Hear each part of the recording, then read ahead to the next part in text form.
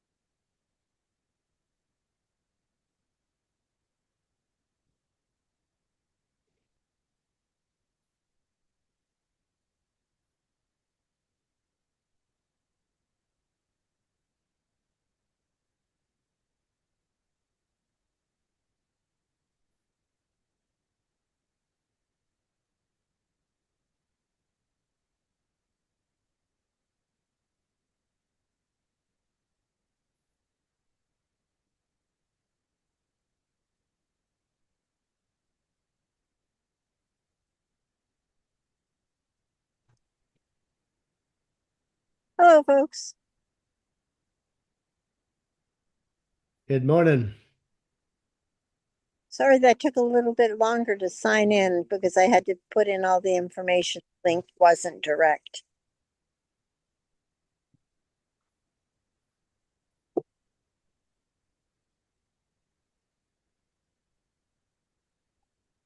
Hi all, nice to Hi, Rick. see you. It's a beautiful day in Bar Harbor. Thought that might be where you were, Stacy. That broke up, but I didn't hear it. But I thought that is where I thought you might be. yes, Joe's out in the blueberry, picking us some blueberries to have later. I actually think I have the better job right now. I'm under a big shade tree looking at the one side. Imagine it would help if I had my mic on. Um, Good morning, everyone. Good morning. I am Representative Dan Sayre, and I will be presiding over this meeting today of the Maine Canadian Legislative Advisory Commission. The purpose of today's meeting is to hear a couple of presentations on related to fisheries in Maine's coastal waters and in the waters that abut our neighbors to the north and to the east. We will be hearing a presentation on stock populations and fishing fleet data in the Maine Canadian fisheries by the Department of Marine Resources, and a presentation on cross-border opportunities and issues in the Maine Canadian lobster industry by the University of Maine Lobster Institute. And then we have a couple of other items of ongoing business of the commission related to Customs and Border Patrol operations at the Bar Harbor Ferry Terminal and USMCA negotiations and passenger rail between Boston and Montreal passing through Maine. With that, let's move on to introductions. I will start. I am Representative Dan Sayre. I represent the greater part of the great town of Kennebunk, and I'm the House co-chair of this commission. I will turn it now to my Senate co-chair, Senator Rick Bennett. Thank you, Representative Sayre, and my name is Rick Bennett. I have the honor of serving the people of 14 towns in Western Maine in the Maine Senate across parts of Androscoggin, Cumberland, and Oxford counties. And I want to, at the outset, thank Representative Sayre for stepping again into the full chair's role here, as I'm in transit in rural Maine and may have spotty internet. And I appreciate your willingness to take the gavel again, Dan. Appreciate it. Thank you. And thanks everyone for being here. You're quite welcome, and thank you for being here, Senator. I'll continue with the commissioners in the room, and then I will call on those who are on the Zoom. So to my right, Representative Bleier. Thank you, Representative Sayre. My name is Representative Mark Bleier. I represent House District 138, which is Cornish, Leamington, a part of Hollis and Buxton. Thank you, Representative. And to my left, Mr. Labonte. Thank you, Mr. Chairman. Jonathan Labonte. I am one of the citizen representatives appointed by Senate President Daughtry. I live in the city of Auburn. I serve as the transportation director for the city of Auburn, running the freight intermodal facility there and the Auburn-Lewiston Municipal Airport. Thank you. Thank you, Mr. Labonte. And on the screen, I will start with Senator Garin. Good morning. I'm Senator Stacy Garin. I represent Senate District 4, which is all of beautiful Piscataquis County, Moosehead Lake to Mount Katahdin, and also Penobscot County. Thank you, Senator. And last and northernmost, Representative Daigle. And Rep. Daigle, you are muted. Please unmute. Here we go. Hi, I'm Representative Lucian Daigle, and I am the northernmost part of Maine, and I'm sitting about a quarter to a third of a mile from the Canadian border right now. Well, thank you for keeping an eye on our neighbors to the north. We have a packed agenda, so I would like to dive right into it, and I would like to invite forward Carl Wilson, Commissioner, Megan Ware, Director of External Affairs and/or Deirdre Gilbert, Director, Bureau of Policy and Management at the Maine Department of Marine Resources, and turn the microphone over to you at your convenience. And please begin by introducing yourself. And while you're getting yourself settled, I realize there's some business I should conduct. Just a reminder that this is a public meeting, and we are welcoming those participating both in here and over the Zoom. If you are in the room with us, please mute the audio and microphone on your electronic devices, including members sitting here at the Horseshoe, including myself. This will prevent audio disruptions both in the room and online. As a reminder, members in the room are asked to use the microphone at your seat when speaking. And for those joining on the Zoom, please keep your microphone muted until it is your turn to speak. And with that, now I will turn it over to Mr. Wilson from the Department of Marine Resources. And thank you for being here. Great. Chair Sarah, thank you very much for this invitation. My name is Carl Wilson. I'm the Commissioner of the Department of Marine Resources. With me today, I have our Director of External Affairs, Megan Ware, and our Director of State Policy, Deirdre Gilbert. We understood the task today to be a little bit of information sharing and conversation as well around our shared fisheries and resources between the state of Maine and Atlantic Canada. So therefore, I've got a slide deck here, and I guess when I'm ready to advance, I'll just give you the nod to advance. So again, thank you very much. And Senator Bennett, I forgot to mention you as well. Thank you for the invitation. So as an overview, we wanted to tackle two case studies. American lobster, it's our largest fishery, represents about 80% of the ex-vessel value that comes into the state of Maine. It's also Canada's largest fishery as well, and is roughly equivalent in size and number of participants as well. Slightly bigger, actually. Atlantic halibut is our second resource that we'll be talking about. This is a very small fishery in Maine, much larger in Canada.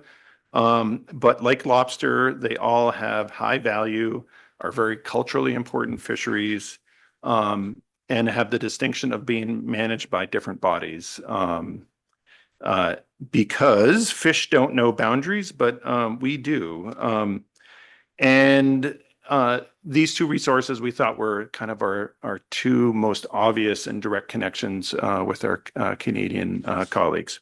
Finally, we'll be talking a little bit about the gray zone. This is an area of legally disputed waters off of eastern Maine that is fished by Canada and the United States. It's a source of contention and concern for Maine fishermen.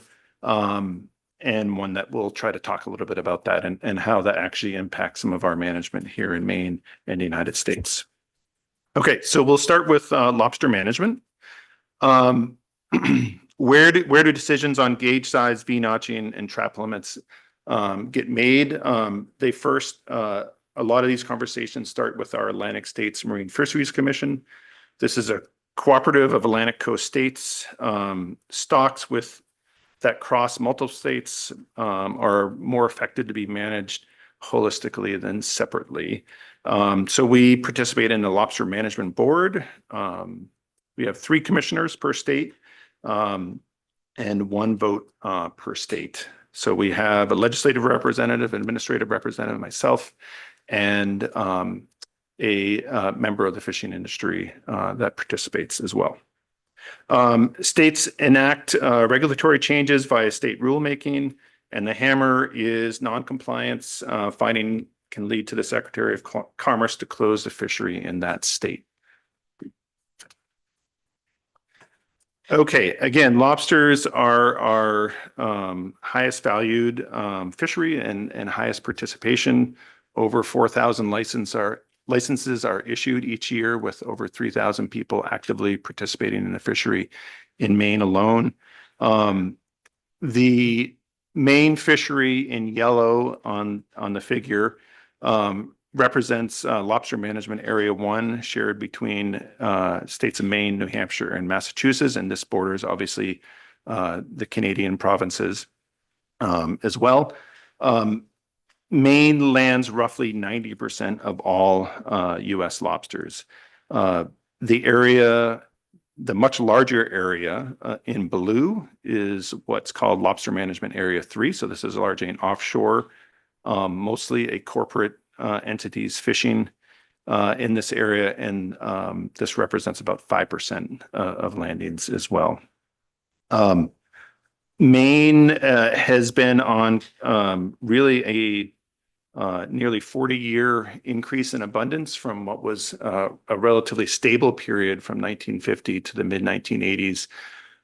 We peaked in around 2017, 2018 in our lobster abundance, and we've been starting to come back down to more moderate levels as well. Because of this decline, there was conversations within Atlantic states about, is this a worry, or is this something that we need to take a little bit of proactive action with?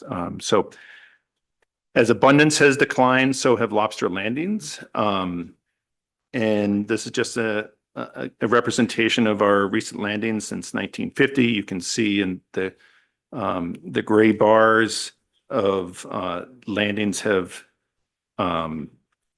peaked at about 132 million pounds of lobster, and have now declined to about 80 million pounds of lobsters in the last couple of years. Value remains very high, but is not keeping up with inflation as well. So while we're thinking the top 10 of landings this past year, we are considerably lower on the actual value. So as stocks have started to decline and landings have subsequently declined as well, Atlantic States Marine Fisheries Commission did start having conversations about how do we increase the biological resilience of this stock. And through a series of motions and addendums through this Interstate Management Board, there was a decision made to increase the the minimum gauge size for lobsters. This really caught our industry or caused our industry to be up in arms. This was a very controversial measure at the time when this was proposed. And one of the, or a couple of the significant pushbacks for a lobster gauge size increase was the significant product that moves between Canada and the United States, in that our season largely has a summer and fall pulse.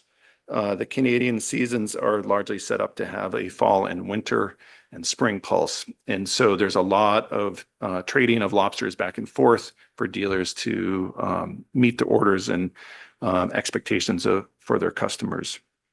So Maine industry expressed serious concerns about impacts on the markets, trade if Canada did not also increase minimum gauge size. And then ultimately, some of these economic impacts carried the day, and minimum gauge size increase did not move forward.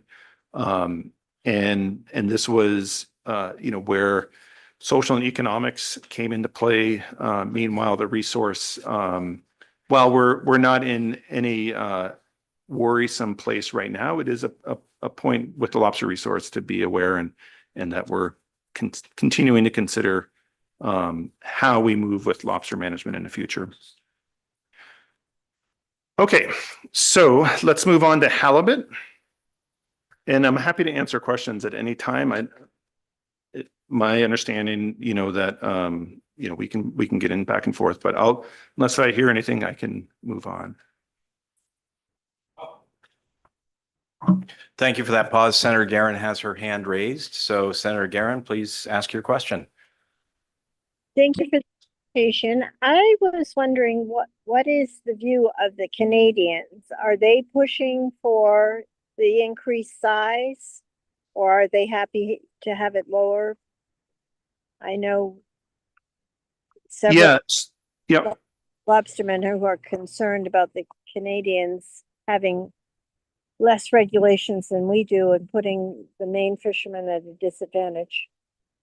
Yeah, I would say that their regulations are in some cases different than ours, in that they have strict seasonal closures and strict trap limits, where we do not have a season, and our trap limits are approximately twice as high as those in Canada. We do in the Gulf of Maine, we do share right now the same minimum size. But in Canada and in the United States, there are differing sizes depending on which lobster fishing area in Canada you are, or within each lobster management area within the United States. So it's kind of a smorgasbord of approaches. And in the case of lobster, we do not do cross-border assessments. We do. I was a lobster scientist for the majority of my career, and I did sit on several assessments in Canada. Likewise, we've had Canadian scientists participate in some of our stock assessments as well. So there's an exchange of information, but there isn't a direct tool that the lobster stocks are considered government to government. Do they notch there? Do they go by the notching rule? Yes, they do observe V-notching. I would say that it is not practiced nearly as much as it is in the United States. Thank you. Representative Bleier. Thank you, Mr. Chair. Thank you for being here today. So the Management Regulation Board does not regulate with Canada. Canada has their own board. They regulate separately than United States. Yeah, I'll touch on this a little bit right at the end, but Okay. In the ocean, that is regulated by the Department of Fisheries and Oceans, federal regulations. The provinces are more in the regulatory framework of once the product is landed on the shore, how it's transported and sold and marketed from there. Maine, Mass, New Hampshire, all regulated the same? In Lobster Management Area 1, yes.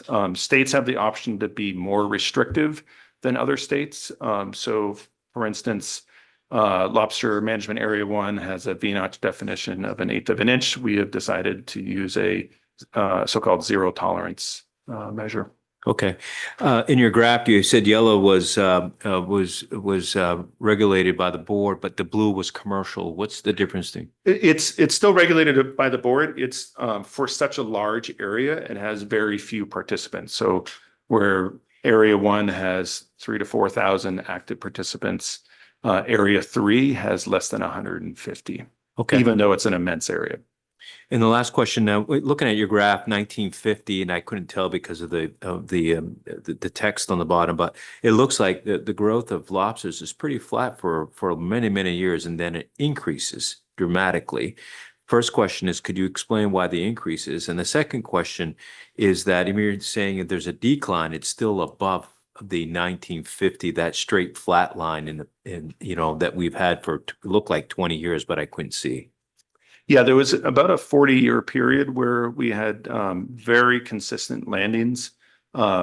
There's several different theories on why the population released and increased in the manner that it has. I think there's really two compounding factors that kind of rise up, and a third that set it up for success as well. So first and foremost is temperature. Water temperatures in the Gulf of Maine have increased. As water temperature increases, the metabolism of lobster increases and their growth increases. And so you kind of move through the conveyor belt in a accelerated means.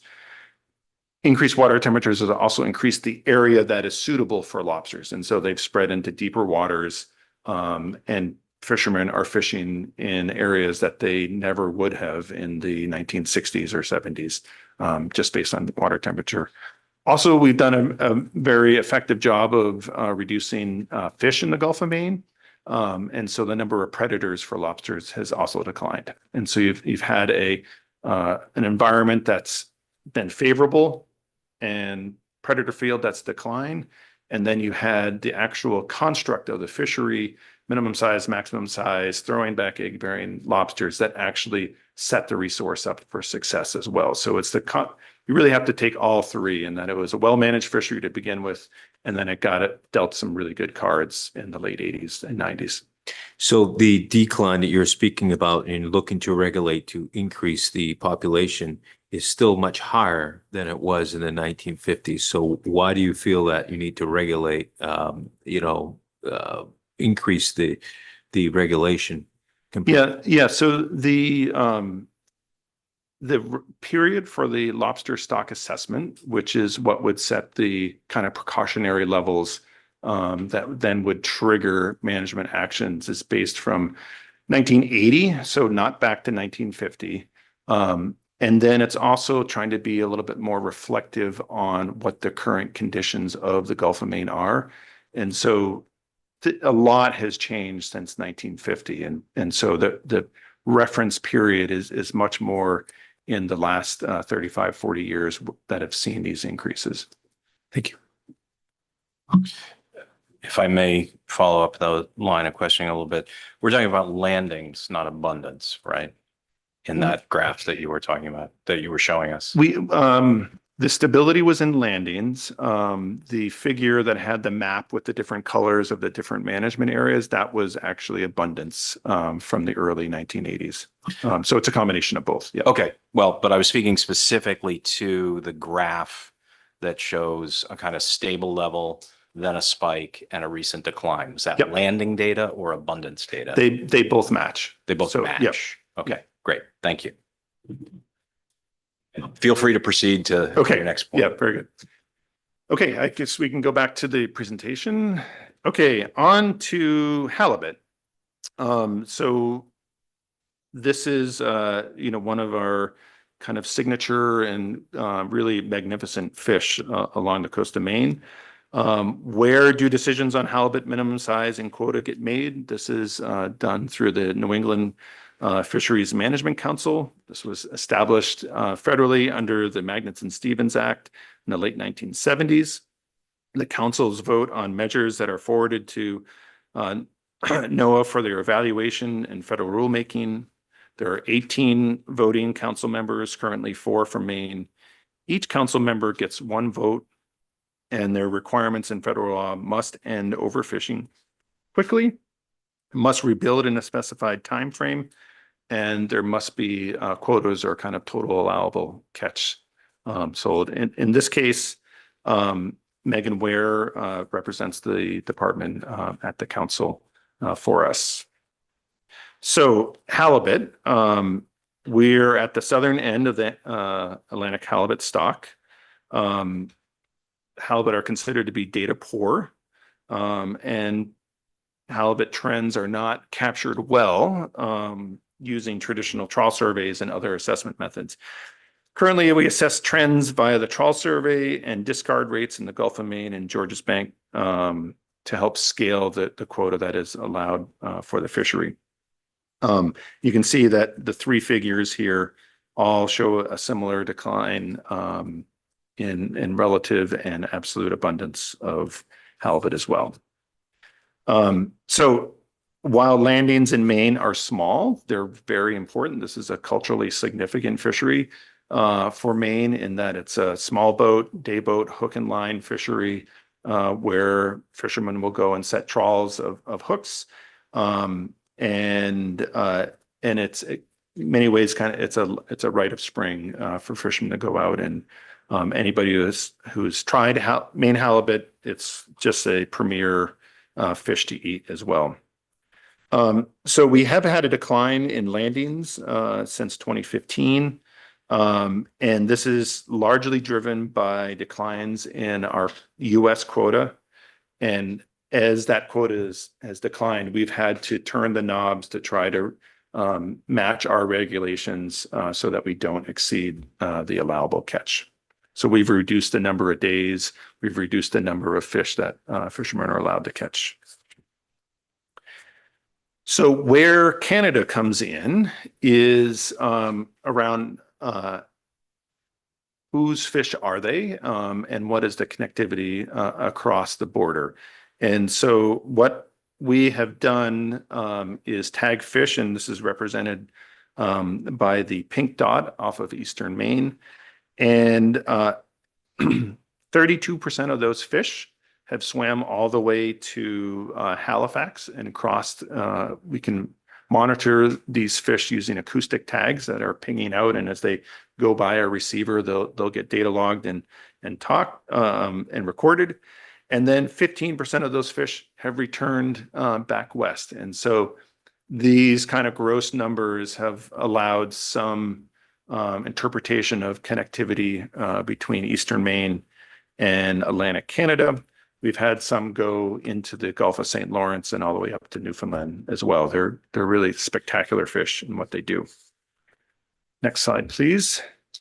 As a representation of this, this is a tagged fish. So this is a fish that was caught in Maine, and surgery was conducted on the fish where they implanted a data logging tag that recorded temperature and depth. And for 5 years, it sat in the body cavity of the fish.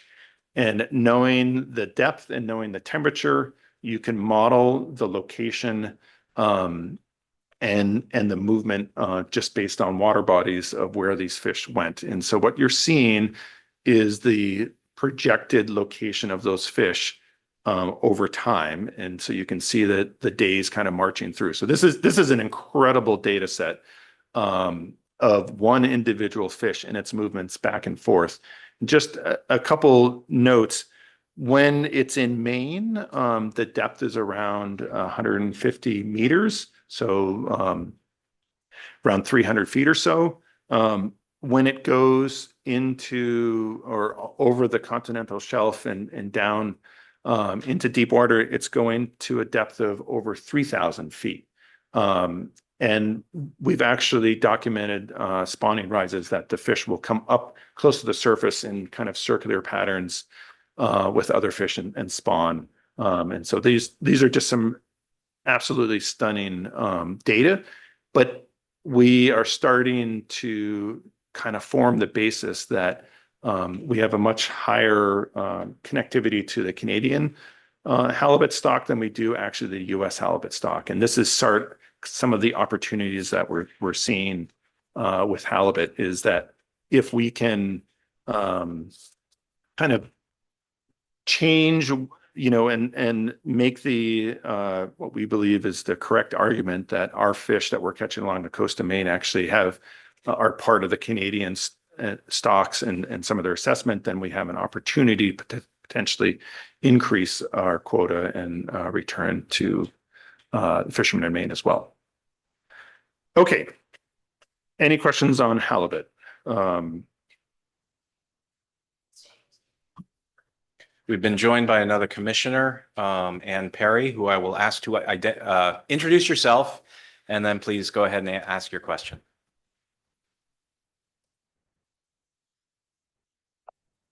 I'm Ann Perry. I'm a citizen member, former state legislator, and I have worked with Zone 1 fishermen when I was in the legislature.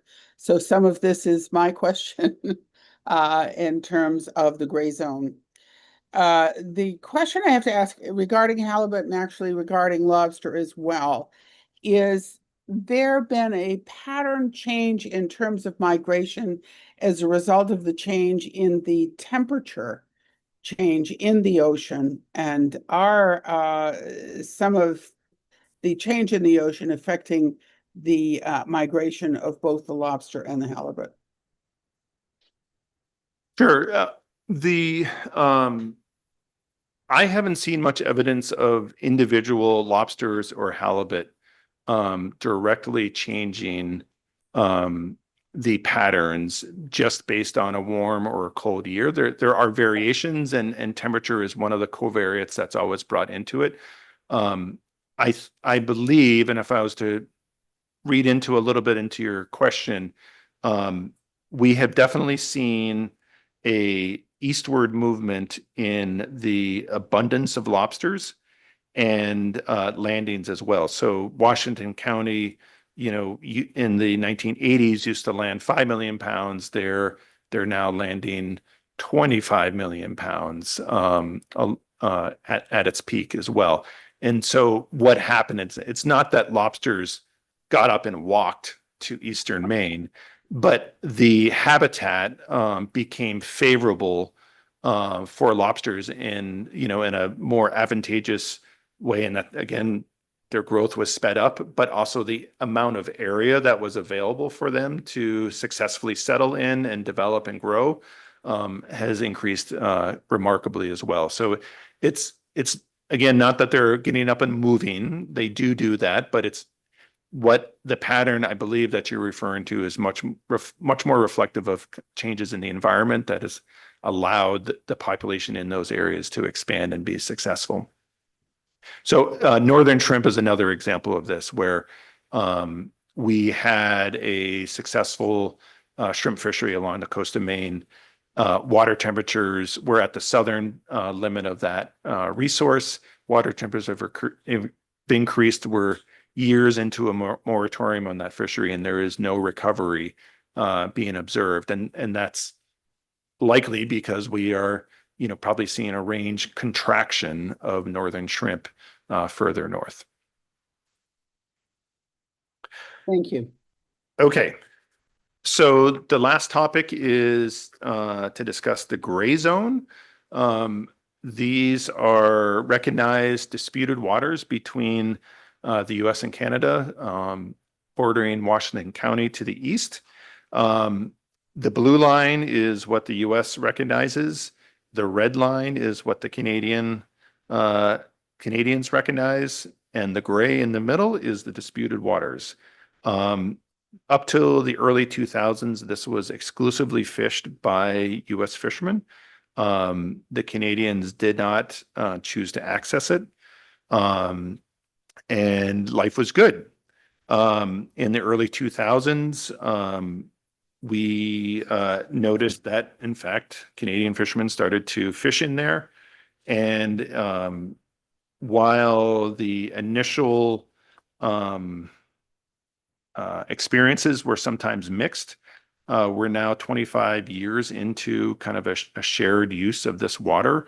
And yes, we still have controversy on the water where different interpretations of how to fish the particular areas can result in some heated exchanges over the VHF radio.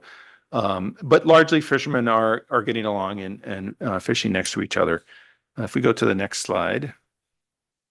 So this is our U.S. lobster landings in Washington County. Again, we saw that increase in the early 2000s, peaked around 25 million pounds, and we've been slowly declining. As a comparison, the next slide is Canadian landings in the gray zone. Since 2005, where we started with 10 licenses. Now there's approximately 50 in 2024.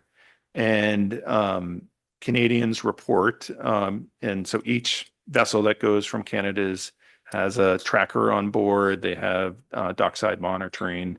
And it's a pretty tightly monitored fishery on their case and ours now. And their landings peaked around 1.5 million pounds. So roughly 10% of the overall landings in Washington, what we would call Washington County. Our participation in that area in the last couple of years, we've been able to estimate this much more effectively because each federally licensed lobster boat has to have a tracker on board, which is essentially a black box that is pinging away and recording a location. That location is transmitted through cell phone signal and is recorded for enforcement and management purposes. But with those returns, we can estimate how many boats were in the gray area. And based on their landings, we can also estimate about how many landings came from this area. We feel that in 2024, 25, we have approximately the same number of fishermen landing about the same number of lobsters in the gray area with Canada right next to us. Okay, So the gray area, it's a shared resource area, but sometimes we do have different measures. For example, we do have the same lobster minimum size at 3¼ inches. And so when fishermen, especially in Eastern Maine, were in opposition to the gauge increase, they would have been conserving, so throwing back a 3¼ inch lobster.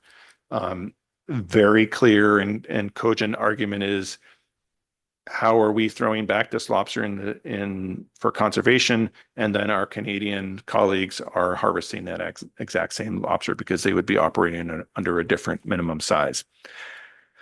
The US has a 5-inch maximum size, and in Canada there is no maximum size. So a Maine fisherman throws over a 5-pound lobster, there is a chance that a Canadian fisherman will catch that lobster and bring it to port.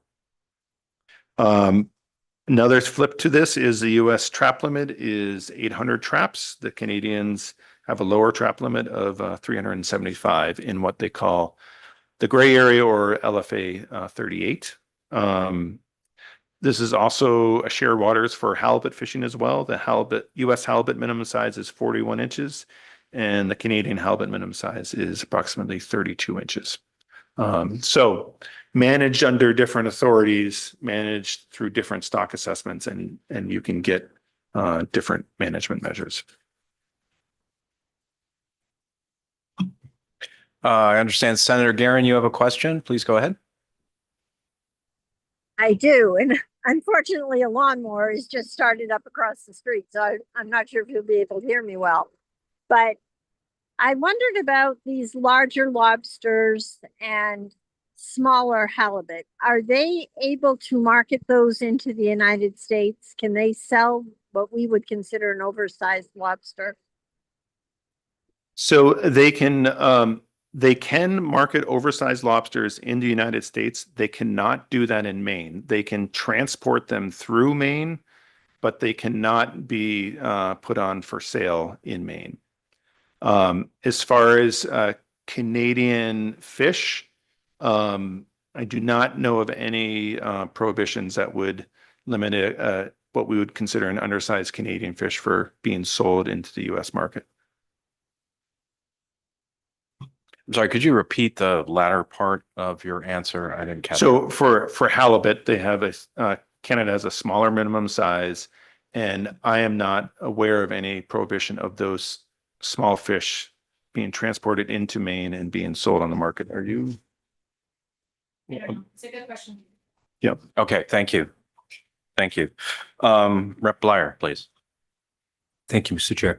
So the lobsters, when you're saying they could be the oversized lobster transported through Maine, could they be sold in New Hampshire or in Yes. Massachusetts? Yes. And there are areas, other lobster management areas that do have a much more lenient maximum size as well. So that same, let's call it 5-pound lobster, could also walk 20 miles to the south and get caught by a US fisherman fishing in the offshore area that I described before as well. So I thought this management board regulated Mass, New Hampshire, and Maine the same.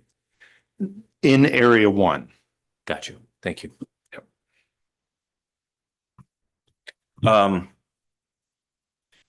One fishery you didn't mention was the cod fishery. And I was wondering if you could I understand that it's not terribly active at the moment. Could you comment on where we stand with cod stocks in Maine and in the bordering regions of Canada? Sure. Cod is not a success story, for one, as you allude to.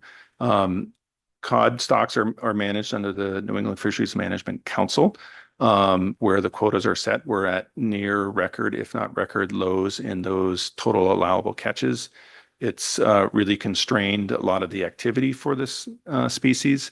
And one of the kind of unfortunate changes that I've seen in the 25 years that I've worked with the department is kind of a slow decline in our ground fishery in Maine, and we're down to a handful of boats fishing out of Maine ports. So yes, it's an unfortunate story in Maine, it's not that much different in Atlantic Canada.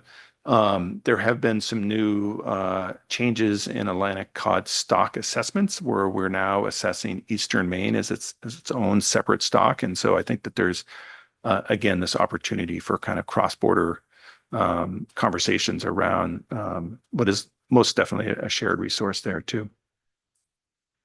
Thank you. And I wanted to focus in on what's really the focus of this commission, which is cross-border relationships and what we can do as a entity of Maine's legislature in dialogue with the legislatures to our north and east to take action on the things that you identified as potential areas of opportunity. You talked about and I think it kind of falls into three areas. There are current differences in lobster regulation. There is potential for better coordination in the gray zone, because I do not regard it as in scope of this group of people to resolve something that's been an issue since 1783, if not longer. And then also, I really appreciate the science you shared about halibut and the fact that they that ecosystem does not respect the international border.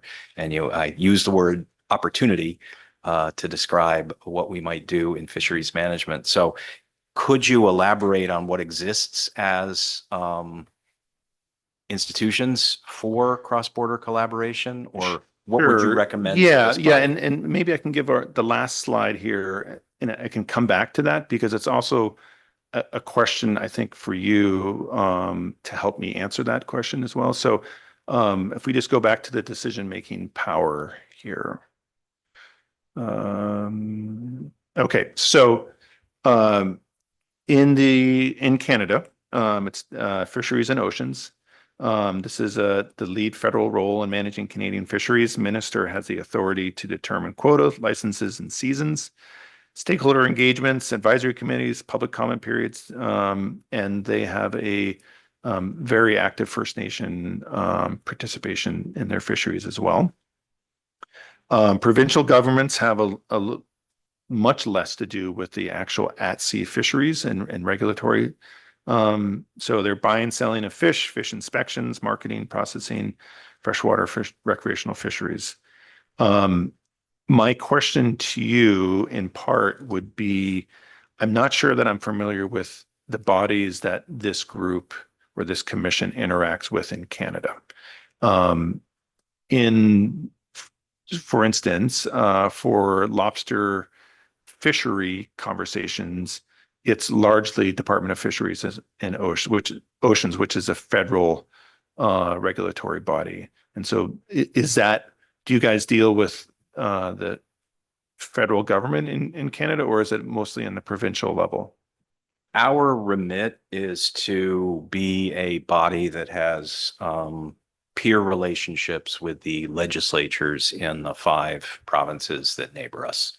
Okay. And where regulatory authority sits with the federal governments, we essentially have an advisory and communication role that we can fill. Yep. Not a decision making. And that's often how the department finds itself, is that we are engaging in conversations with colleagues across the border, but most of our formal negotiations would be through National Marine Fisheries Service with the Department of Fisheries and Oceans. So I think where the opportunities are is to advocate for these shared resources and to discuss the implications of those. The cross-border trade, which would be a provincial point of conversation, that conversation around the minimum gauge size increase last year was a very hard issue, in that we had real social and economic concerns being brought forward, and also a growing concern from the biology of lobsters and what the stocks were doing.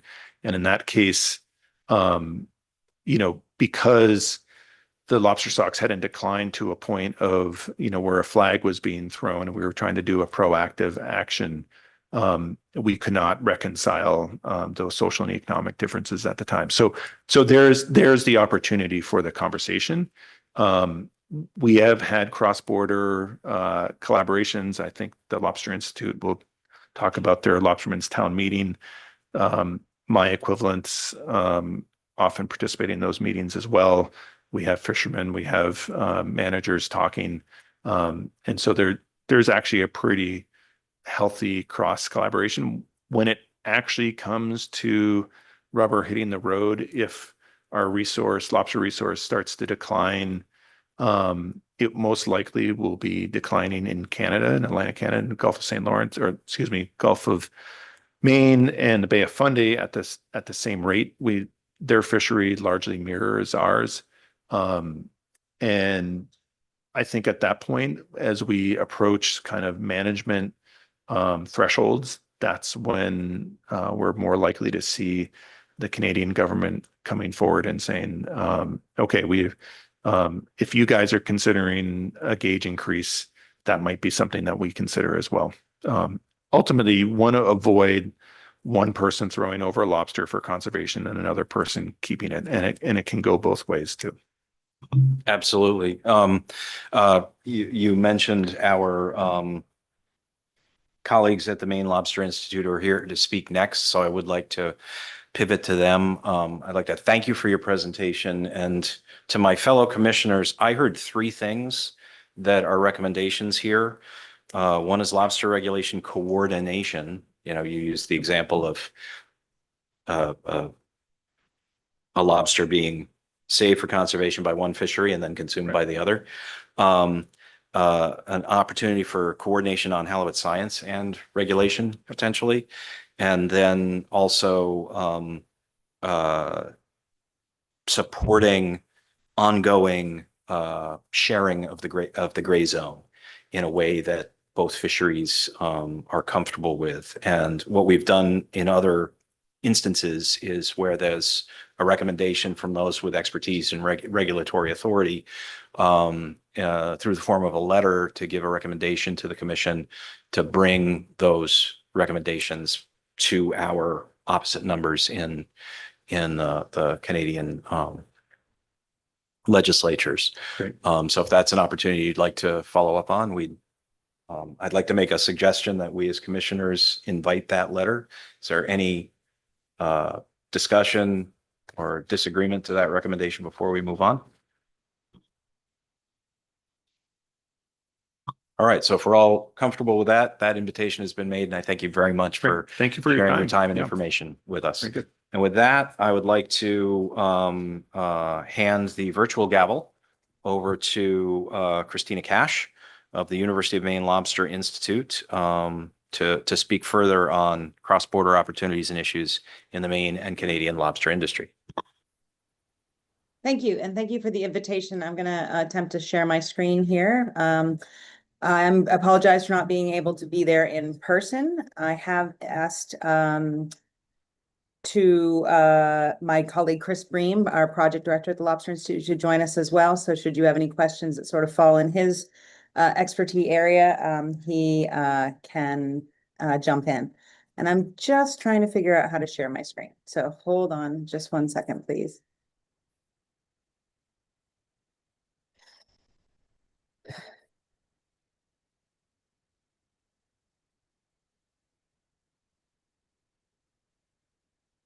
I'm not sure how this is going to work.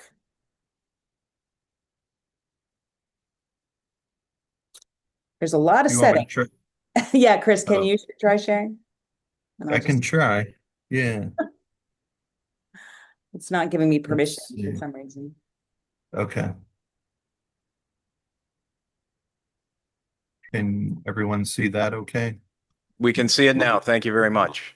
Okay, I'll be the slide forwarder for you, Chris. Let me just, how's that? Thank you. That's perfect.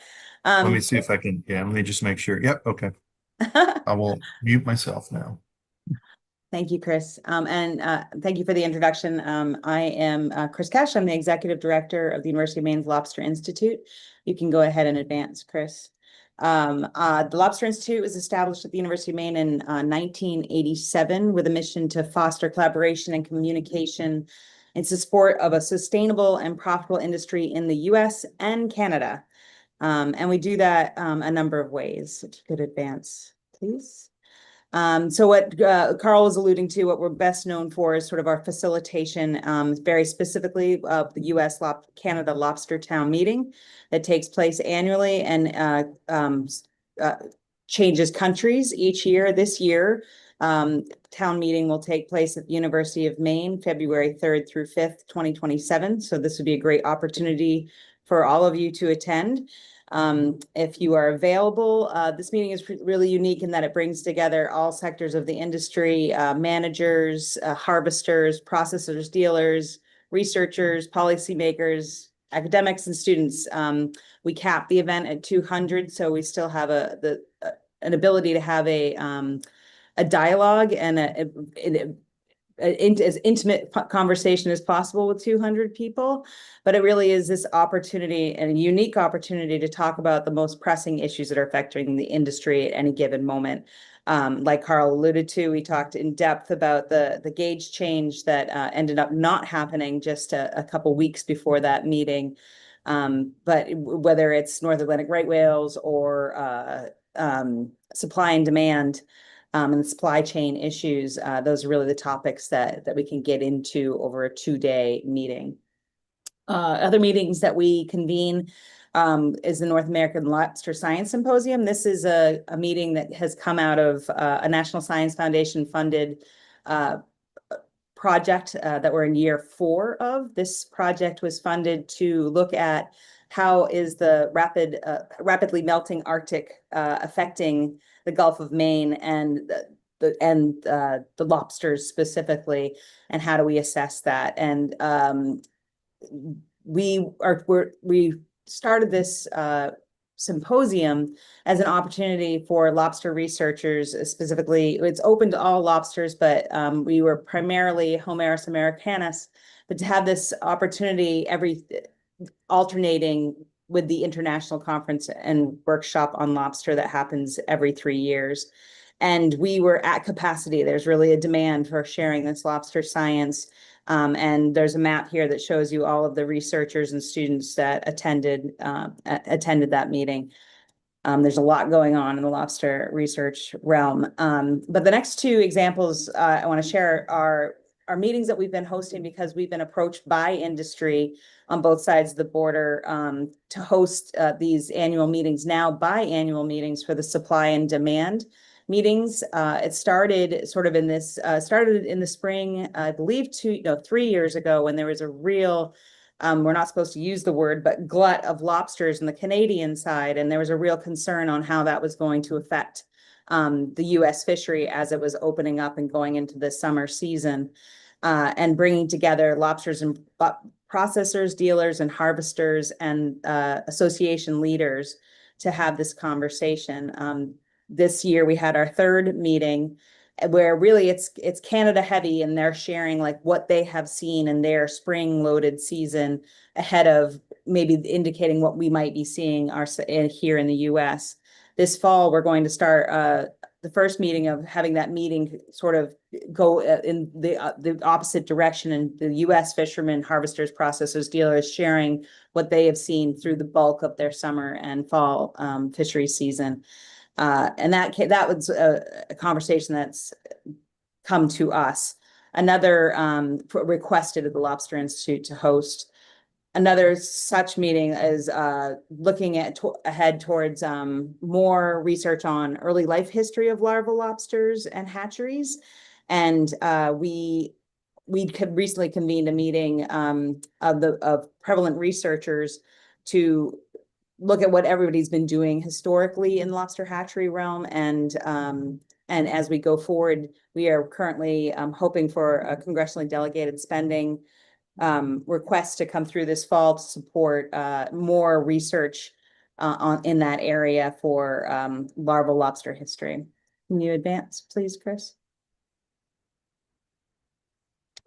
And we work a lot on coordinating various research efforts, whether we're administering the projects or whether we're collaborating directly ourselves. We are most recently are now the administrators of the American Lobster Settlement Index. This is a collaboration of looking at young of year lobsters in various applications, whether settling into deep water collectors, as you can see in one of these pictures, of recreated habitat in cages, or suction sampling led by DMR, or also trawl surveys. This is a collaborative that stems from Rhode Island up through Newfoundland, and a number of with collaborators spanning that whole realm. Another project which I already talked about briefly was the Navigating the New Arctic, and that lobster network. This is really Chris Bream has been spearheading and coordinating this effort. And then other cooperative research with industry is the EMOLT project, EMOLT standing for Environmental Monitoring on Lobster Traps. This is putting temperature sensors on lobster traps. So this project wouldn't exist without the collaboration with fishermen, started by the NOAA scientist Jim Manning in 1995 to start capturing seafloor temperature data. And for the past several years, we've been helping expand that project. They have very large coverage in southern New England, but we've been helping in the mid-coast and down east areas, and hoping to look beyond on how we could collaborate with our Canadian colleagues. We've also working with the Maine Lobstermen's Association on the Maine Lobster Data Trust project, working with fishermen, sharing their proprietary data to display effort in the fishery. And again, the deep water settlement collectors. Next slide, Chris. And then we do a lot of education outreach. We're really excited. We just we now own the fishing vessel Poozy. It is a 1949 wooden lobster boat that's in pristine condition that hails from Isle Ho. We plan to use this as an educational platform. I come from a commercial fishing background, primarily lobster fishing, but also ground fishing and tuna fishing, and all supply chain jobs in between, and thinking what a great opportunity this would be for the Lobster Institute for all audiences of all ages, whether that's K through 12 or the public or our graduate and undergraduate students, to help demonstrate the value of the lobster industry and what goes into lobstering. So with my 20 trap demonstration license, we're just getting that booted up this summer. And we do that with the support of interns and graduate students on various projects. Next slide, Chris. So I went into, this is a very brief overview of a lot of the things we do. Our website is a really a wonderful resource. Chris has just really revamped it to highlight a lot of the activities that we do and are expanding. Next slide. So cross-border issues, I wanted just, as Daniel asked me, I wanted to give you the highlight of just a high-level view of what the Lobster Institute has done and is doing, but what are the specific cross-border issues that, both countries are being affected by, and Carl shared quite a few. Fluctuations in water temperature. We're all seeing that North Atlantic right whales, invasive species, and the increase of these large-scale 100-year storms that are affecting our coastal infrastructure. And also Carla touched on the global competition. We are affected by tariffs and marketing, and the need for marketing for sure on as we go forward with the uncertainty of the fishery. But profitability, I would say, or input costs, is what's really critically impacting everybody in the industry, with the rise of bait, rise of cost of bait and fuel, and everything to do with the vessel, but also scarcity of bait, and then also scarcity of labor. And with the affordability or lack of affordability of housing, how do people live and work in the communities? And that's Canada is impacted just as we are. And of course, price. What is the supply and demand, and how much can be charged for a lobster, and what is that threshold, and how is that affecting fishermen on both sides? Next slide. So yeah, there, I wanted to just go in a little bit more detail of the water temperature fluctuations. And I mentioned that project E-Molt, or environmental monitoring on lobster traps, and trying to get that gauge of the seafloor temperature and the expansion. That's just one example of where we could really have some impact in working with our Canadian colleagues on some of these collaborative research projects and expand that territory of area of having a more comprehensive knowledge of seafloor temperature as this warming trend has, or even cooling trend in some cases, is affecting us. And so we've been leading a lot of more communication efforts on these fronts with our Canadian colleagues. There's the Canadian Lobster Research Network, that is an organization that's supported by industry in Canada. And they are sort of, a lot of the research and outreach that they do sort of parallels a lot of what the Lobster Institute does, and we have been trying to work with them. They're newly reformed only in the past 2 years, but trying to work with them on their industry-led research efforts and opening those communication channels with their networks, and working with, so then those networks being the lobster fishing associations and our counterparts, the Maine Lobstermen's Association, New England Fishermen's Association, Massachusetts, Maine 207, et cetera. So this communication has really expanded in the last 2 years, and it did come out of around the time of the gauge change of the Lobster Fishing Association leaders really wanting to have more conversations. If the US was so advanced on this gauge change, and Canada, the way that their management works, industry, it bubbles up in a different way, industry up from instead of management down, and just a much longer term conversation to be a part of that, any movement in management change on their end. And so in response to that, we formed this Lobster Association leaders gathering that we are hosting twice a year, and that's helping counterparts on each side having just another opportunity, in addition to the US Canada Lobster Town meeting, to have conversations throughout the year. And of course, if real-time monitoring, I know that there's a long effort to expand temperature buoys in the Narracoo system, so we can really have a better gauge of what's happening or what's coming in through the Northeast Channel.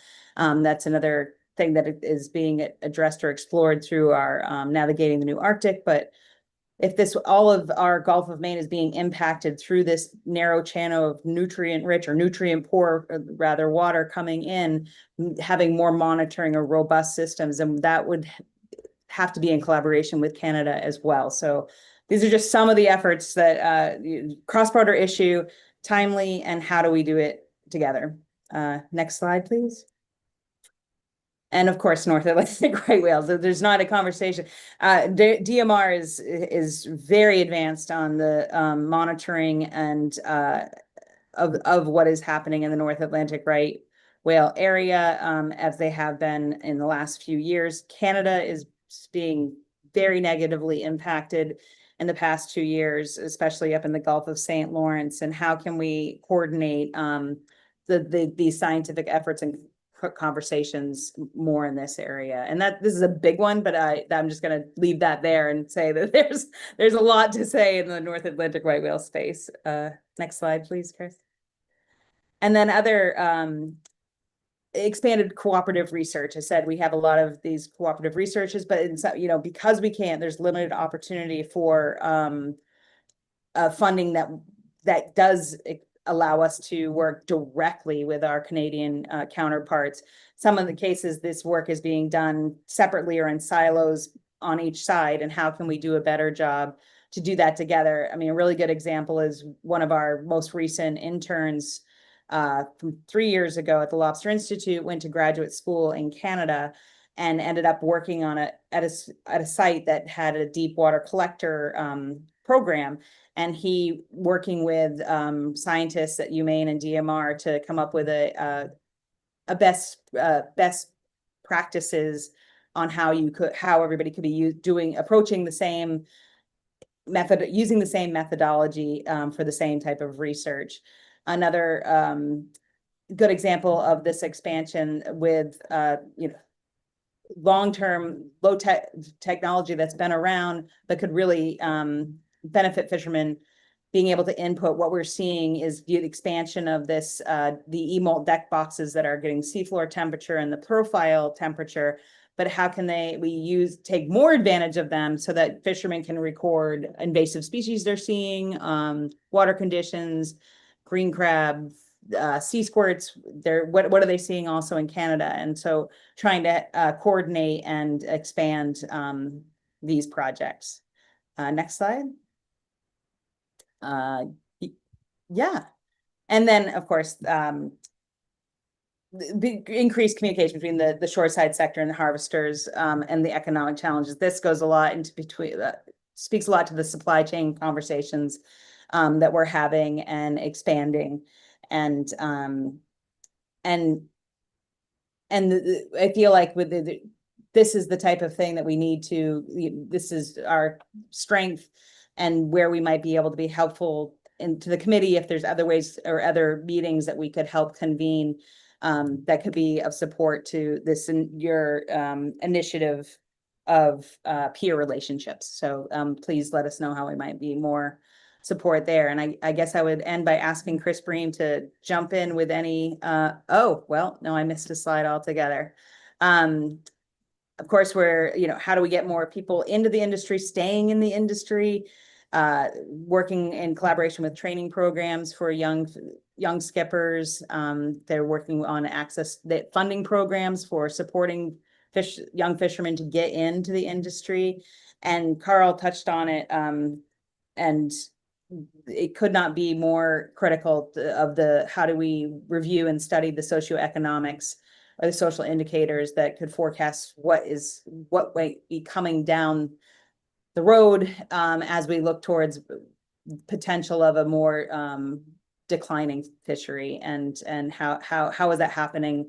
And we know that we've heard anecdotally the struggles that happened in Bay of Fundy and other areas of Canada, and it mirrors exactly what we're seeing in our own neck of the woods.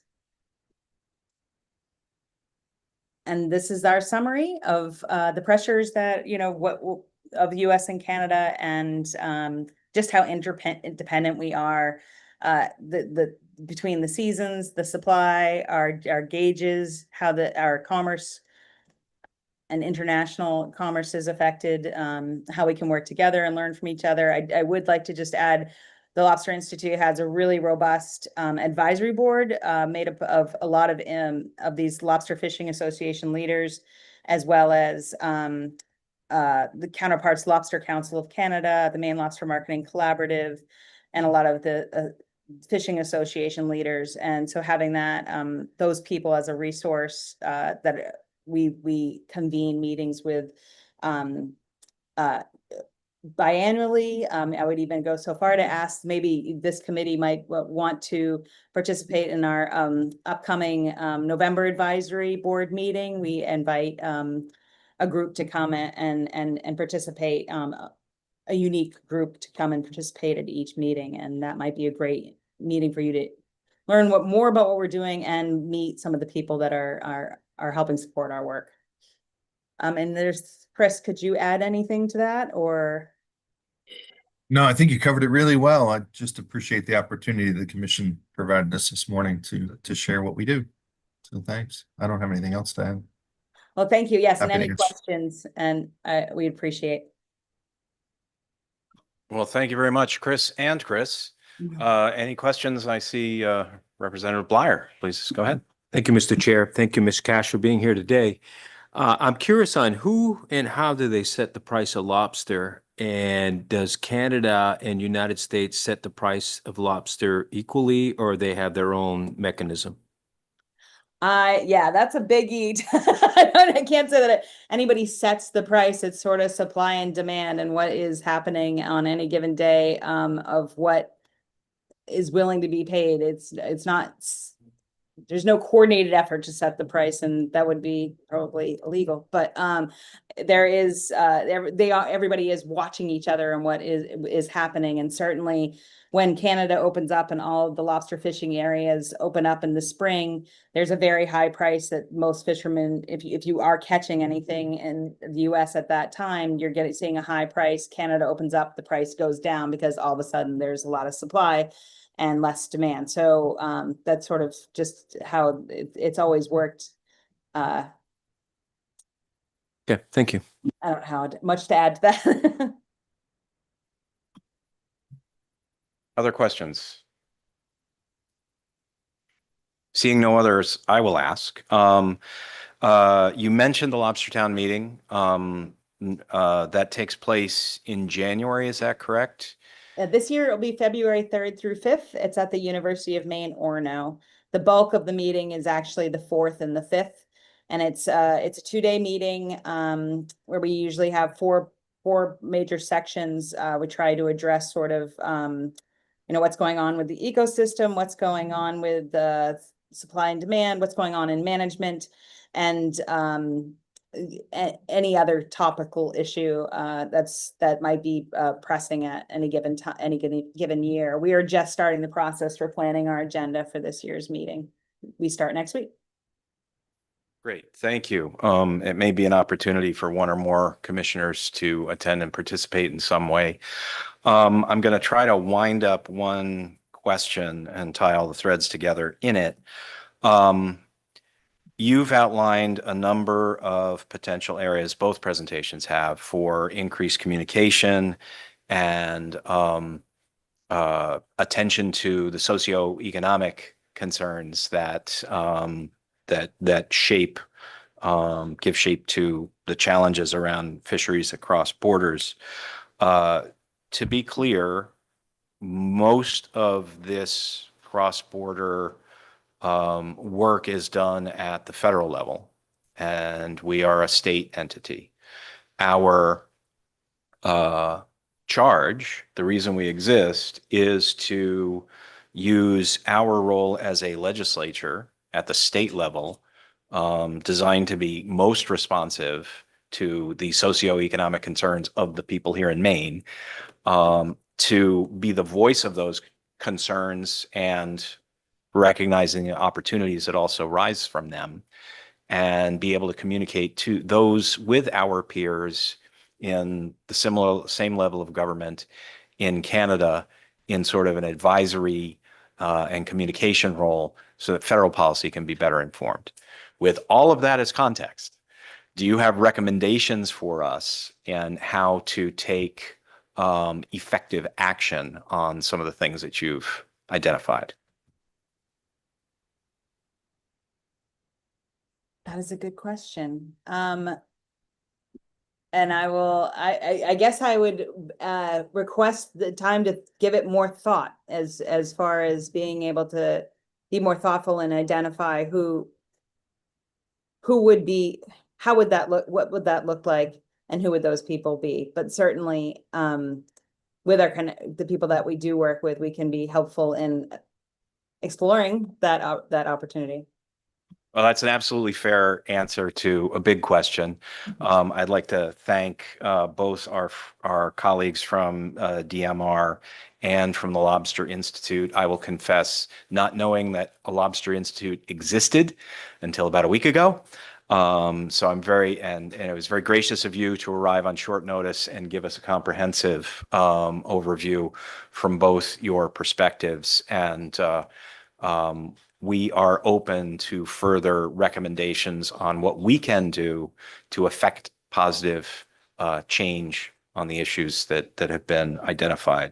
With that, I'd like to move to the next item in our agenda, which is the review of a draft letter to the Maine Congressional Delegation regarding the funding of CBP operations, Customs and Border Patrol, at the Bar Harbor Ferry Terminal Port of Entry. And I invite Dan Walker to the podium if you wish to join us, and thank you to our other guests. Just to update commissioners, we were sent on Friday, I believe, by staff. A draft letter that has been proposed based on prior meetings that we have held to communicate to Maine's federal delegation concerns and a request regarding the funding of CBP operations at the Bar Harbor Ferry Terminal. I trust all commissioners on the call have seen the letter and have had an opportunity to familiarize themselves with it. So I'll begin by inviting questions from commissioners on the content of the letter.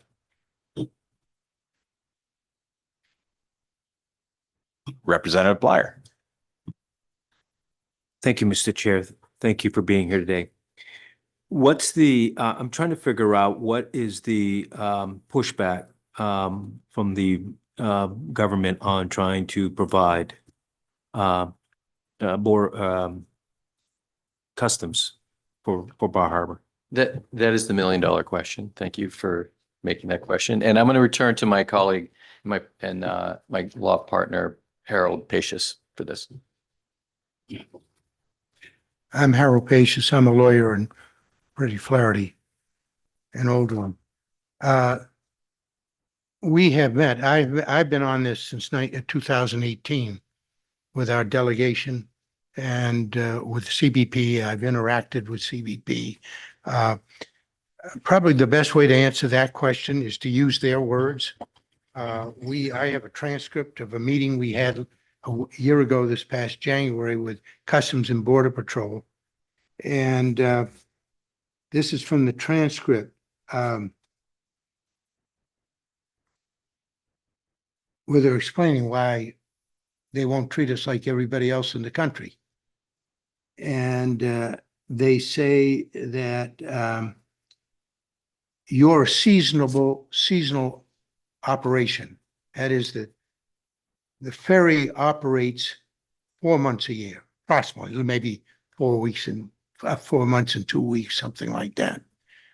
The remainder of the year, approximately 8 months, they have nothing to do with us. We don't come, the ferry is not in Bar Harbor. And they say you're seasonal. So your seasonal business model necessitates seasonal, but operations, their operations, they say, what they do, Customs and Border Patrol, is 12 months a year. And it's impossible to overcome the disparity when we only have full-time staff.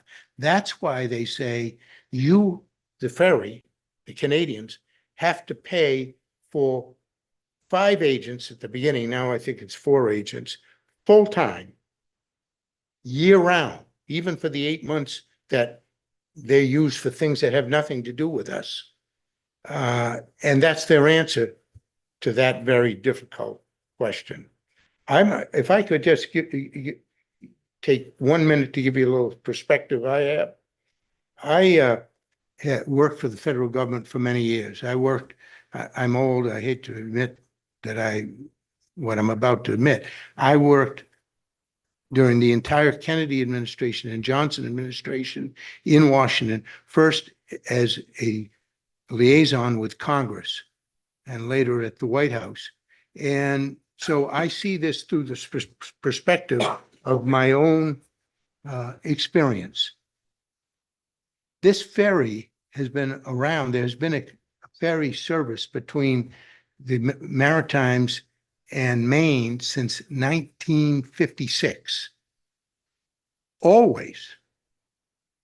Until recently, people would come, they were in international trade, they would come to an established, and this is important, so legal importance, establish United States port of entry.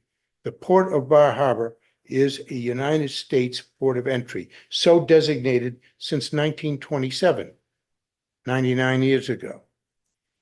Ports of entry are the designated places where you land international cargo and international passengers for clearance by the authorities in the United States. So Bar Harbor is one of them. By way of example, cruise ships come, having stopped in Canada or wherever, they come to Bar Harbor those passengers must be processed, and Customs and Border Patrol processes them with appropriated funds. So I don't know whether I should, how detailed you want me to get, but I've gone beyond answering your question. May I continue? Yeah, so I guess who's requiring you to do customs? Now, isn't, what I'm trying to, this must be an odd question, but what I'm asking is that this is a port of entry. It's the, the government's responsibility to provide customs. Why is it now they're saying, no, what, we're not going to do that, so you have to do it? And what I'm saying is that why bother? Just say, okay, we won't even do it. Then they'll have to step in and say, okay, we'll provide customs. You understand? It's kind of an odd question. I'm just trying to figure that piece of it out. It is against the law for us to land international passengers without having them processed, immigration processes. We don't want to break I the law. understand that, but they're not willing to do the process. That's Correct. I guess my question. They're not willing to do it. So again, from the transcript, their words, not mine. Okay. I asked, this is me, I said, unless this agreement, that the agreement that we pay them $1 million a year is renewed, you're telling me that services will no longer provided when the ferry arrives during regular CBP daily office hours, noon to 2 p.m. daily in Bar Harbor. And they say, correct. They say, we're not going to do it, and you can't land passengers. They're the government. They say you can't land, the ferry cannot land passengers in Bar Harbor unless you pay us $1 million a year. This has been going on since 2018. For the first 56 years of this operation between the Canadian Maritimes and the state of Maine, they provided this service. They say they can't, they don't have enough appropriated funds, they say. So the Senate Appropriations Committee each year passes an appropriations bill for Department of Homeland Security. And it includes money to provide these immigration inspection services and customs inspection services. There was enacted a law back in 2013 called the Reimbursable Services Program. What happened was there were large, long lines, backups at land crossings in Texas and Arizona and California principally. And some shippers and some ports, land ports, like the city of El Paso, said to members of Congress, look, sometimes they have to wait in long lines. How about if we have a program that you get reimbursed? If these people ask you to expedite inspections and you need to incur overtime costs to do that, they'll reimburse you. And so they call it a program to provide additional and enhanced services. But it is never and never has been used to provide what they call baseline services, which is you during the office hours, you got to inspect passengers and cargo. So the Senate Appropriations Committee 5 to 6 times since 1920, since 2020, has in approving the bill in a memo that they reports called Senate Appropriations Report, said, we hear that in some places in the country, you are trying to substitute this program, this reimbursable services program, for baseline services. We want to know, we want you to tell each port, including the Port of Bar Harbor, they don't mention Bar Harbor, but each port director, what services you're going to provide without asking, without suggesting that it's extra. And so they didn't do it. I can't answer these questions. You know, the reason we're here is that no one asks us no one will answer our questions ever. Now, I'll give you a little bit more background. This service, we represent the contractor for the province of Nova Scotia. They bid, province of Nova Scotia put out an RFP for someone to operate this service between Nova Scotia and Maine. They call it a marine highway, similar to the marine highway between Seattle and Alaska. Daily service. And so they call it a marine highway, and they got a contractor, and we represent the contractor. The contractor doesn't have an economic stake in this because the province pays over $20 million for this marine highway between Maine and the province. And just so you have the full picture, and I think this is very important, we're going to leave you with a economic impact study of the Yarmouth to Maine ferry, commissioned by the Nova Scotia government. The reason for the study is stated in it. It says, the ferry is widely seen as having been instrumental in maintaining the cultural ties, facilitating exchanges between Nova Scotia and New England, and in supporting tourist development. It has enabled visitors to experience the rich heritage and natural beauty of both regions. Throughout much of this period, the service has been debated in terms of its cost and value to Nova Scotia, with the debate itself impacting confidence in the continuation of the service.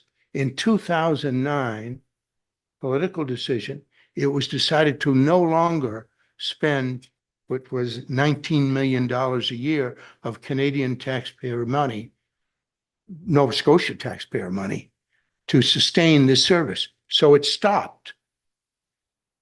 Another government came along in 2020 or 2019 and reestablished the service. But it has been canceled once, and they're worried that Canadian taxpayers. So they ask, how much do the Americans contribute? Zero. How much does Maine contribute? Zero, not $5. So we're here because there are certain things that Maine can do without involving the Maine taxpayers. And this is the most important. This is $1 million a year. 5% of what it costs to operate this service. And it's the US government that's costing, with no basis in law. It is illegal. The law is clear. So the reason we're here is to say there is a way that Maine, which benefits enormously from this long time, 75-year marine highway between the Maritimes and Bar Harbor. There is something you can do, which is to get the federal government to answer questions which they won't answer for us. And your question is one of them. Why? And they say, not enough appropriation. We pay $1 million a year because we have to pay for agents for 8 months when they're not used for our service. So we say, we've already told them, even though it's illegal, we're willing to pay the cost for the service. 2 hours a day, they'd have to be there, 7 days a week for 4 months. We're willing to pay that. And that would cost us maybe a third, obviously, of the $1 million we're paying now. These agents have, the agent that shot a woman in Chicago last fall, last winter, that agent, we're told, was an agent that services our vessel in Bar Harbor during the season, but is available to do anything else the other 8 months. And we pay the full salary. We pay that agent's retirement. We charge for their retirement. We charge for their health insurance. If I may interject, I think that responded to your question, and really what's in front of us now is, recall that there was a bill proposed in the last session of the legislature for Maine to pick up some share of that. That bill failed. And as a commission, we agreed to consider joining the communication to the federal government to put this back on the federal government. This letter articulates why it makes good sense. Respectfully disagree with one thing. There was not a bill in the Maine legislature to pay. There was a bill in the Maine legislature to exempt the ferry from this being required to pay $2,000 a day for pilots to bring it in and out of the You are harbor. correct. Yeah, you are correct. That was it. You are correct. Thank you. Thank you for that. That got defeated. Yes. So the province is in a position where, see, we get no help from Maine, zero. So if I may, are there further questions from commissioners, or are we do we all understand the option before us of sending this letter? It's essentially asking the federal government to pay for a service that seems to be provided everywhere else, just not here, in a manner. Just use their words everywhere else. I asked in the most recent meeting last year, in the absence of one of these reimbursable contracts, I said, I asked for an example of any seaport, port of entry in the United States, where you've required reimbursement for full-time agents on a year-round basis. Any example? On the call was the fellow in Washington, the Department of Homeland Security, who runs this program. He said, we do have a recent selectee, San Diego, no other examples. And he said, San Diego, a daily ferry service that was being proposed between Ensenado, Mexico, and the port of San Diego. And he said, that's the only other example. And of course, it never occurred. It doesn't thank you. exist. Thank you. Are we Just Maine is it? Thank you. Are we ready to vote? I will call the question. Are you ready for roll call, Anina? By show of hands, all those in favor of sending the letter to our federal delegation as proposed. I see 3 hands in the room. I see 3 hands on the screen. I don't think we still have, do we still have Senator Bennett? Okay, so the hands that we see in the room are Commissioner Labonte, Representative Bleier, Representative Sayre. On the screen, we see the Honorable Ann Perry, Representative Daigle, and Senator Garin. So that is 6 commissioners, unanimous of those present. Thank you very much. Thank you. And we can leave, would you like a copy of this economic impact study? Okay. Yes, please do leave a copy of We'll the leave a study. copy and I'll send a electronic version. Thank you very much. Yeah. I appreciate your time and diligence with this issue. Yes, thank you very much.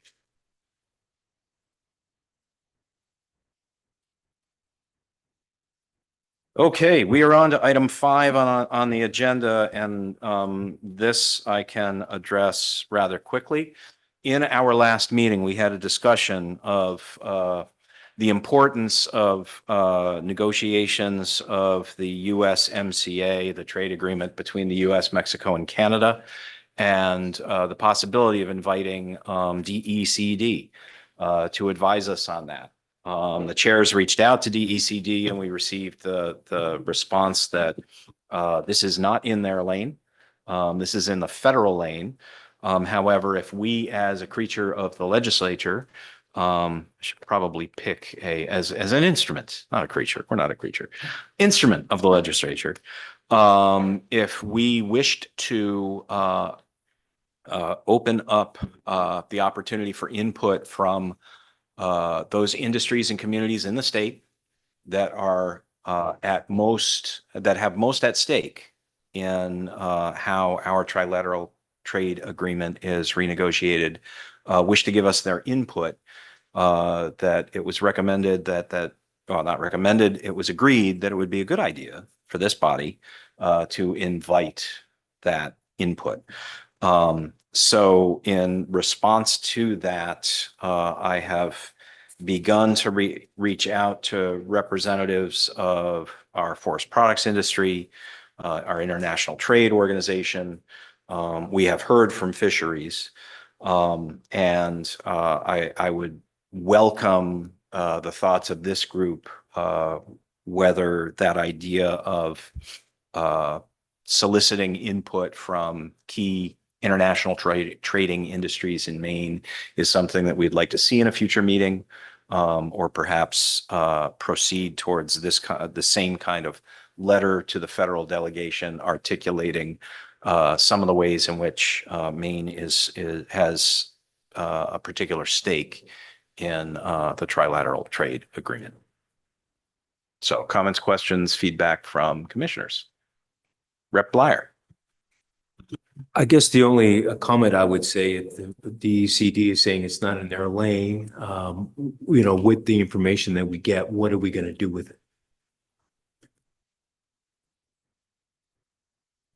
To be clear, I was speaking colloquially, but the DECD does not have a role in, the state does not have a role constitutionally in the negotiations of the U.S. with other sovereign nations.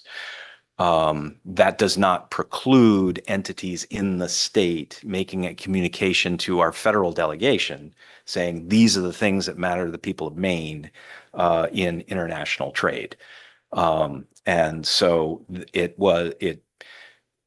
we are, as we were discussing in talking about lobster, we're an appropriate entity to host dialogue and share communication from that, to make findings, hear from experts, share our opinion with our federal delegation to represent the interest of the people of Maine.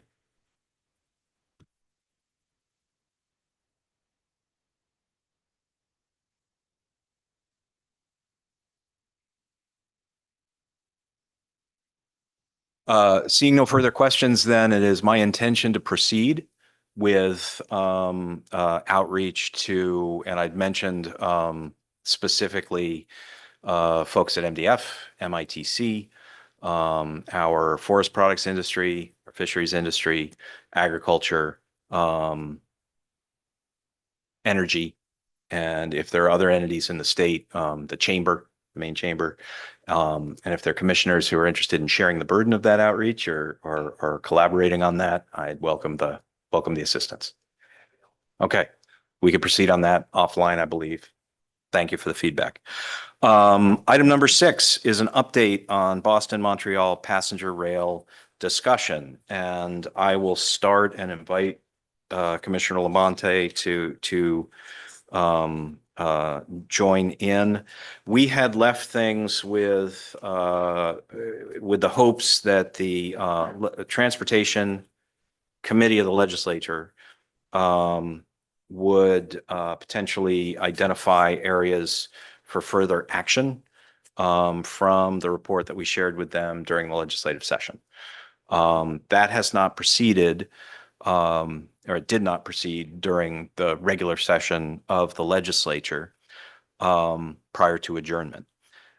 So at this point, and the ball is now in my court, thanks to work that Commissioner Labonte shared with me, to prepare a letter for the commission to send to the Transportation Committee, identifying certain areas of further research or exploration of what work would need to be done and how this commission could collaborate with the committee in ensuring that obstacles to potentially proceeding with passenger rail through Maine between Montreal and Boston could proceed. And so the status of this is that the work of drafting such a letter from this commission, from the chairs of this commission to the chairs of the Transportation Committee is on my plate. Questions, feedback, comments, thoughts? All righty.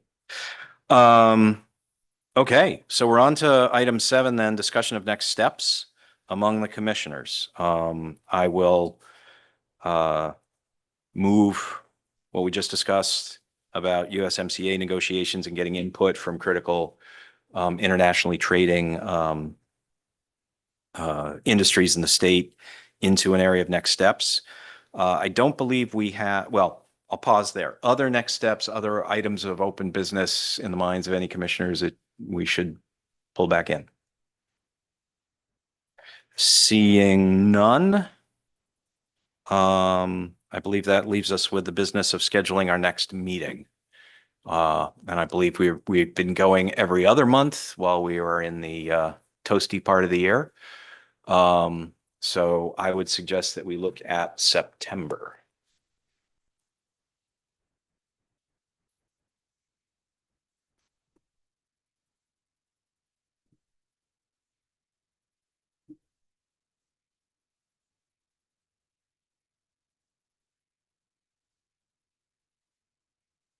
Might I recommend Wednesday, September 16th at 11 a.m.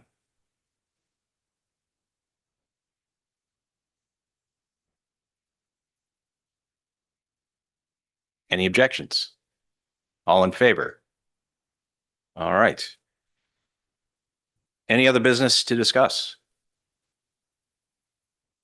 Motion to adjourn? All in favor? All right, I close this meeting. Thank you, everyone.